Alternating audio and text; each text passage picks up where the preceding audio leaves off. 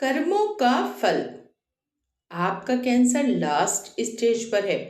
हम सभी कोशिश कर चुके हैं, लेकिन सभी कोशिश नाकाम होती नजर आ रही हैं। आपके पास सिर्फ और सिर्फ अब 1 महीना है। आपके बचने के चांसेस 1% हैं, वो भी अगर भगवान ने चाहा तो। बस दुआ ही अब आपको बचा सकती है। हम अपने बेटे को पायलट बनाएंगे जी, और उसके साथ दुनिया भर की सैर करेंगे। अपने बेटे के साथ पूरी दुनिया देखेंगे। हम भी गर्व से कहेंगे जी कि हमारा बेटा हमें पूरी दुनिया की सैर करा चुका है। ये सभी बातें 40 वर्ष के कैंसर से पीड़ित अविनाश के कानों में गूंजे जा रही थी, जो कि अपने कमरे की लाइट ऑफ करके चेयर पर बैठे हुए था। एक तरफ डॉक्टर्स के उसकी बीमारी को लेकर कहे जाने वाले अल्फाज, और दूसरी तरफ अविनाश की पत्नी प्रिया के सपने, जो अक्सर अपने बेटे यश को लेकर अविनाश से बोलती रहती थी। अविनाश ने प्रिया को अपनी बीमारी की भनक तक नहीं लगने दी। अविनाश ने प्रिया और यश को 2-4 दिन के लिए उसके मायके भेज दिया था। अविनाश और प्रिया ने 10 साल पहले कोर्ट मैरिज की थी। दोनों एक दूसरे को बहुत प्यार करते थे। प्रिया बहुत ज्यादा खूबसूरत, चंचल और बहुत बातूनी थी। अविनाश गबरू, जवान, स्मार्ट और शांत स्वभाव और कठिन परिश्रमी था। अविनाश बिजनेसमैन था। वित्तीय स्थिति में कोई कमी नहीं थी, लेकिन आज अविनाश का पैसा भी किसी काम का नहीं था, जो उसे बचा भी नहीं सकता था। अविनाश ने अपनी पूरी कोशिश की, अच्छे से अच्छे डॉक्टर्स को दिखाया, लेकिन भगवान को शायद मंजूर ही नहीं था कि वो और जिए। अपनी पत्नी और बच्चे को उसके मायके भेजकर घर में अकेला अपने कमरे में अंधेरा किए, कोट पैंट पहने हुए कुर्सी पर बैठकर बस यही सोचे जा रहा था। उसके कानों में वही अल्फाज गूंजे जा रहे थे।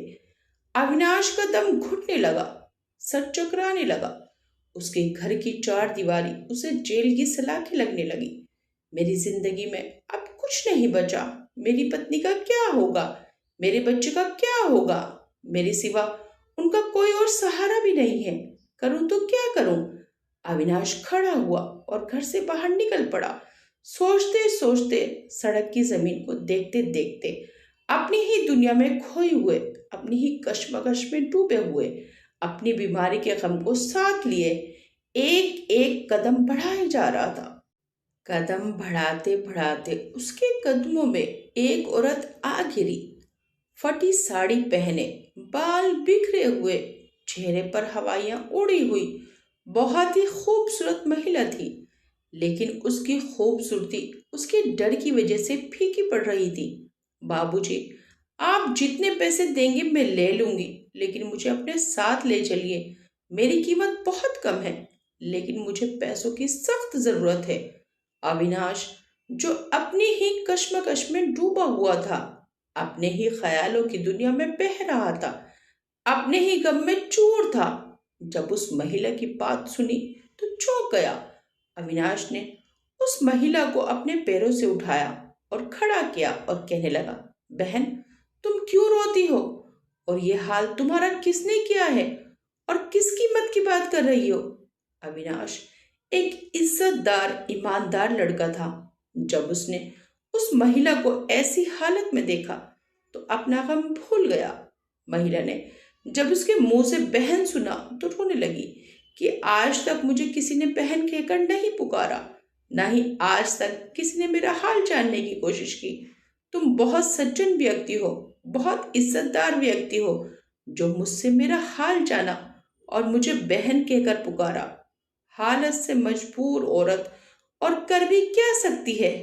मैं भी बहुत इज्जतदार औरत हूँ भाई, लेकिन हालात ने मुझे इस दोराहे पर लाकर खड़ा कर दिया है कि इधर जाऊं तो गड्ढा, उधर जाऊं तो खाई। अविनाश पूछता है कि क्या हुआ है ऐसा तुम्हारे साथ जो आज इस दोराहे पर खड़ी हो? तो वो महिला कहती है कि मेरा नाम मंजू है, मैं एक जमींदार की बेटी हूँ। और इतना कहकर वो अविनाश को अपने अतीत में ले जाती है। मैं दो भाइयों की एक बहन हूँ। बहुत इज्जतदार घराने की लड़की हूँ, लेकिन पढ़ने की चोर थी। मैंने सिर्फ तीसरी कक्षा पास की और आगे नहीं पढ़ी। मुझे वैभव नाम के लड़के से प्यार हो गया था। मेरे घर वाले तो राजी थे मेरी शादी के लिए, लेकिन मेरे चाचा ताऊ ने कहा कि अगर इसने अपनी मर्जी से शादी की तो हम इसे मार डालेंगे और तुम्हारा हुक्का पानी गिरा डालेंगे। लेकिन मेरी माँ मेरे साथ थी। उन्होंने मुझे घर से भगा दिया और कहा, कहीं दूर चली जाना, नहीं तो ये तुझे मार डालेंगे। मैंने घर से भागकर वैभव से शादी की। हमारे दो बेटे हुए। वैभव बहुत अच्छे इंसान थे, मेरा बहुत ख्याल रखते थे, कभी कोई कमी नहीं आने दी। दिन रात मेहनत करके अपना घर चला रहे थे। हमारा हंसता खेलता परिवार था। लेकिन भगवान को कुछ और ही मंजूर था। वैभव का एक्सीडेंट हो गया और वो मुझे और अपने बच्चों को छोड़कर चल बसे। मुझे अपने अनपढ़ होने का कभी अफसोस न हुआ था जितना अब होता है। मैं कैसे अपने बच्चों को पालूंगी? मेरा तो इकलौता सहारा वैभव ही था। अब मैं क्या करूंगी? कहाँ जाऊंगी? मैं जैसे तैसे लोगों के बर्तन झाड़ू करके अपने बच्चों का पूरा करने लगी। कहीं काम करने जाती हूँ तो लोग बुरी नजर से देखने लगते हैं। आज मेरा बेटा बहुत ज्यादा बीमार है। मेरे पास दवाई तक के पैसे नहीं थे। किसके यहाँ काम करने गई तो वहां उनके पति अकेले थे। वहां से मैं वापस लौट आई। घर गई तो देखा बच्चे रो रहे हैं और बड़ा बेटा मरने की हालत में है। मेरे पैरों तले जमीन खिसक गई। मेरा बेटा भी कहीं मुझे छोड़कर चला ना जाए। फिर उस दुनिया में मेरा वजूद ही क्या रह जाएगा? किसके सहारे जिंदगी काटूंगी? मेरे बेटे जीते बचते रहे, बस भगवान से रो रो कर दुआ करती रही। कुछ समझ में नहीं आ रहा था कि क्या करूं, किससे मदद मांगू। आज के वक्त में लोग मदद कम और गंदी नीयत ज्यादा रखते हैं। जब बेटे की तरफ देखा तो और डर गई।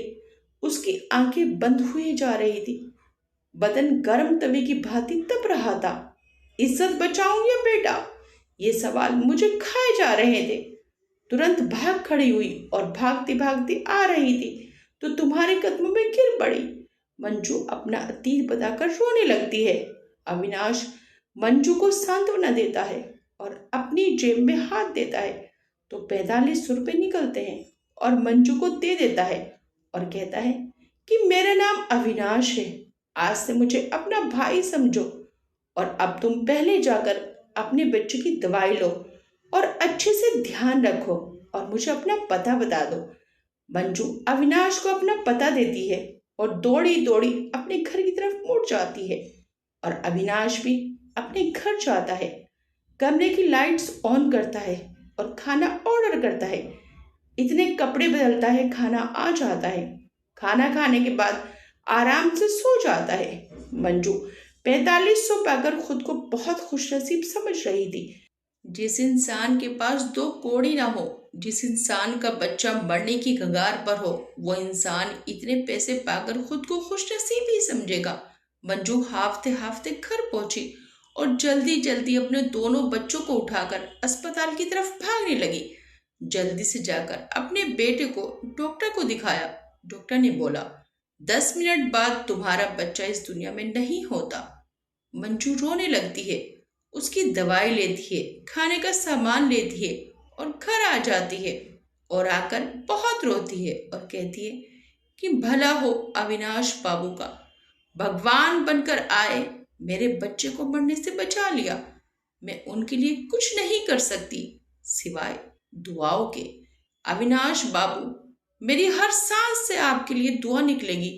जब तक भी जीऊंगी आपका शुक्र अदा करूंगी, आपके लिए दुआ करूंगी। इधर अविनाश अगली सुबह जगता है, अपने काम निपटाता है और तैयार होकर ऑफिस चला जाता है। अगले दिन अविनाश की पत्नी प्रिया और बच्चा यश भी आ जाते हैं। प्रिया अविनाश को कहती है कि आप भी साथ चलते तो अच्छा रहता। 2-3 दिन का तो ब्रेक मिल जाता है कम से कम।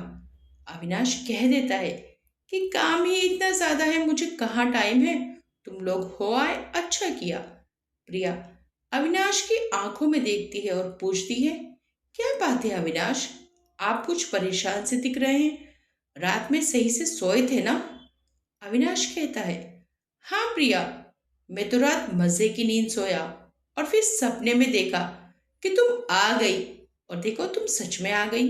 प्रिया मुस्कुरा देती है और अपने काम में लग जाती है। दिन गुजरते गए। हर रात में अविनाश ये सोचकर सोता कि अगली सुबह क्या पता मैं रहूं ना रहूं। सुबह जगता तो खुद को सही सलामत पाता। अविनाश हर महीने मंजू को रकम भिजवाता रहा, जिससे मंजू के सभी खर्चे अच्छी तरह से पूरे हो जाते और मंजू के बच्चे भी अच्छे स्कूल में पढ़ने लगे। दिन गुजरते जा रहे थे। मंजू के बच्चे भी अब बड़े होते जा रहे थे। यश को भी बाहर भेज दिया गया था पढ़ाई के लिए। अब अविनाश और प्रिया को यश के पायलट बनने का इंतजार था, और एक दिन वह भी आ ही गया जब यश पायलट बन गया। प्रिया और अविनाश की खुशी का ठिकाना ही नहीं था। वे तो जैसे बिन परो आसमान में उड़ रहे थे। प्रिया का सपना सच हो गया। यश ने प्रिया और अविनाश को दुनिया भर की सैर कराई। पैसों की तो कोई कमी ही नहीं थी। खूब पैसा था अविनाश के पास। यश भी अब पायलट बन चुका था, और अविनाश को भी जीते जीते 20 साल गुजर चुके थे। उसका कैंसर लास्ट स्टेज पर था। अविनाश तो दुनिया छोड़ने वाला था, लेकिन अविनाश तो अपनी पत्नी और बेटे के साथ दुनिया भर की सैर कर रहा था, पूरे मजे कर रहा था। अविनाश रोज सुबह खुद को देखता, खुद को जीवित पाता, तो सोच में बैठ जाता, क्या ये चमत्कार है, भगवान की देन है? आखिर ऐसा कैसे हो जाता है कि मैं रोज जीवित रहता हूँ? लेकिन उसका दिमाग बस यही सोचकर रह जाता था। उसे ये चमत्कार ही लगता था। जिस बीमारी से वे 20 साल पहले मरने वाला था, उस बीमारी के चलते वे 20 साल से जीवित है और सब काम पहले की तरह ही करता है। उसके पास इन सवालों के जवाब नहीं होते थे, लेकिन अविनाश एक बात पर और भगवान का शुक्र अदा करता है कि उसने अपनी बीमारी के बारे में प्रिया से जिक्र तक नहीं किया था, क्योंकि अविनाश तो मरता ही मरता। प्रिया अविनाश से पहले मर जाती, क्योंकि प्रिया अविनाश को लेकर बहुत ज्यादा संवेदनशील थी। प्रिया के साथ रहते रहते, प्रिया के साथ जिंदगी गुजारते गुजारते, प्रिया के साथ प्यार भरा जीवन जीते जीते 20 साल गुजर चुके थे। प्रिया अविनाश को बहुत चाहती थी। यदि अविनाश उससे पहले ही बता देता तो प्रिया ये सदमा बर्दाश्त ना कर पाती और इस दुनिया को छोड़कर अविनाश से पहले ही चली जाती। तो अविनाश रह रहकर इस बात पर बार बार भगवान का शुक्र अदा करता है कि मैंने प्रिया को अपनी बीमारी की भनक तक नहीं लगने दी, और आज मुझे जीते जीते 20 साल गुजर चुके हैं। अब यश भी इस लायक है कि अपनी माँ को संभाल लेगा। यदि अब मुझे मौत आ जाए तो कोई गम नहीं, अब यश अपनी माँ का सहारा है। प्रिया और अविनाश अपनी जिंदगी में बहुत खुश थे। ऐसे ही खुशी खुशी दिन गुजर रहे थे। फिर एक दिन ऐसा आया कि अचानक दिल का दौरा पड़ने के कारण अविनाश प्रिया और यश का साथ छोड़कर इस दुनिया को अलविदा कह देता है। अविनाश 60 साल की उम्र में इस दुनिया को अलविदा कहकर दूसरी दुनिया में चला जाता है, जहां से कभी कोई वापस नहीं आता। वही अविनाश जो 20 साल पहले कैंसर की बीमारी से पीड़ित था और लास्ट स्टेज होने के कारण इस दुनिया से जाने वाला था, लेकिन 20 साल बाद गया। अविनाश की मौत से प्रिया को गहरा सदमा पहुंचा, लेकिन यश ने अपनी मां को संभाल लिया। एक दिन प्रिया अविनाश की कबर्ड में घुस रही थी, तो प्रिया को एक फाइल मिली जिसमें अविनाश की बीमारी के पेपर्स थे। प्रिया के देखते ही होश उड़ जाते हैं, जमीन हिल जाती है, बिजलियां गिर जाती हैं। प्रिया अपना सर पकड़कर बैठ जाती है और बहुत रोती है। यश माँ के पास आता है, वो भी पेपर्स देखता है तो देखता रह जाता है और अपनी माँ से कहता है कि डैड तभी कभी भी इस अलमारी में घुसने नहीं देते थे। जब कभी आप या मैं इसमें घुसते तो गुस्सा हो जाते थे। डैड ने इतनी बड़ी बात हमसे छुपाई। कैसे छुपा सकते हैं डैड इतनी बड़ी बात? प्रिया को तो कोई शब्द ही नहीं मिल रहे थे बोलने के लिए। पेपर देखकर तो हैरत में थी ही, लेकिन साथ साथ ये भी सोच रही थी कि जब अविनाश को इतनी बड़ी बीमारी थी, वो भी लास्ट स्टेज पर, तो अविनाश हमारे साथ 20 साल तक कैसे रहे? कैसे उनकी बीमारी ठीक हुई? कैसे उन्हें इतना जीवन मिल गया? कैसे वे हमारे साथ हर पल खुश रहे? आखिर कैसे? प्रिया को ये सब सवाल परेशान कर रहे थे। वहीं यश भी इन्हीं सवालों से परेशान था। तभी फाइल में से एक पेपर नीचे गिर जाता है। यश उसे उठाता है और पढ़ता है। उसमें मंजू का नाम, पता और रकम लिखी हुई होती है, और जिसमें यह लिखा होता है कि मेरे मरने के बाद इतनी रकम इस तारीख में इस पते पर पहुंचा दी जाए। यश तारीख देखता है। अविनाश को मरे आज 7 दिन हो जाते हैं, और 7 दिन ही उस रकम को देने की तारीख से ऊपर हो जाते हैं। 7 दिन लेट हो जाते हैं उस रकम को भिजवाने के। तो यश घर में रखे पैसों में से उतनी रकम लेता है और दौड़ा दौड़ा घर के बाहर जाकर गाड़ी में बैठ जाता है और जल्दी जल्दी गाड़ी लेकर उस पते पर पहुंच जाता है जहां मंजू अपने बेटों के साथ रहती है। यश दरवाजा खटखटाता है तो एक बूढ़ी औरत दरवाजा खोलती है और पूछती है, बेटा तुम कौन हो? किससे मिलना है? यश कहता है, अम्मा जी, मैं अविनाश जी का बेटा हूँ। मैं आपसे माफी चाहता हूँ कि मुझे आने में 7 दिन लेट हो गए हैं। आपको ये रकम देने में 7 दिन की देरी हो गई है। सामने जो बूढ़ी अम्मा थी वह मंजू थी, जो अब बूढ़ी हो चुकी थी। वह अविनाश के बेटे यश को देखकर बहुत खुश होती है और यश को अंदर लेकर जाती है और बैठा देती है। यश को चाय नाश्ते को पूछती है तो यश उन्हें मना कर देता है और मंजू को अपने पास बैठा लेता है। मंजू कहती है कि बेटा यश, तुम्हारे पिताजी एक महान व्यक्ति हैं, बहुत दयालु, बहुत विनम्र, बहुत संवेदनशील व्यक्ति हैं। उन्होंने मेरी इतनी मदद की कि मैं उनकी हर पल शुक्रगुजार हूँ। हर पल उनके लिए मेरे दिल से बहुत दुआ निकलती है।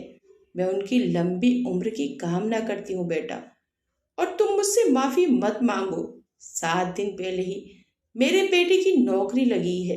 अब हमें इस रकम की जरूरत नहीं है। अविनाश जी ने हमारी जितनी मदद की है, मैं उनकी सारी जिंदगी आभारी रहूंगी। मेरे बेटे आज उन्हीं की बदौलत ही इस लायक बन चुके हैं कि वे मेरा अच्छे से पूरा कर सकते हैं। बेटा, तुम ये रकम ले जाकर अपने पिताजी को दे देना और कह देना कि मंजू के बेटे आपकी दुआ से काबिल बन चुके हैं। यश कहता है कि अम्मा जी, मैं ये बात जाकर किससे कहूँ जब मेरे डैडी ये बात सुनने के लिए जिंदा नहीं है? यह सुनकर मंजू चौंक जाती है और मंजू की आंखों से आंसू बहने लगते हैं। मंजू उस रात की बात भी यश को बता देती है।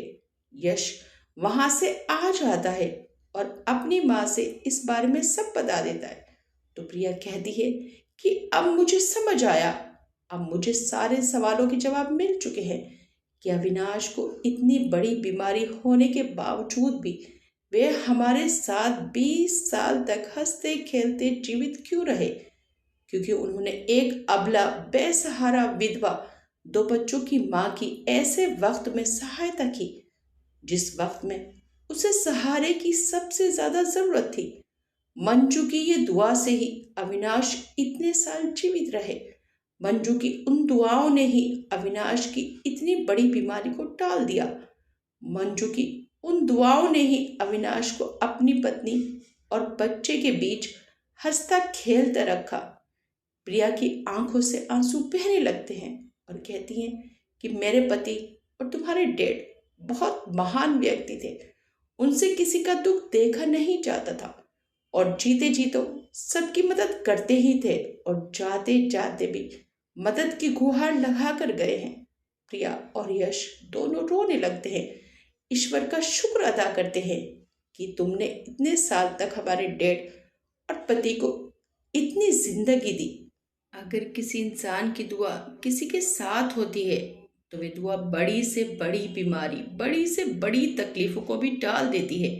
जैसे अविनाश को मंजू की दुआ ने 20 साल तक जिंदा रखा। मदद करने के लिए पैसा ही काफी नहीं होता, मदद करने के लिए इंसान की नियत भी होनी चाहिए।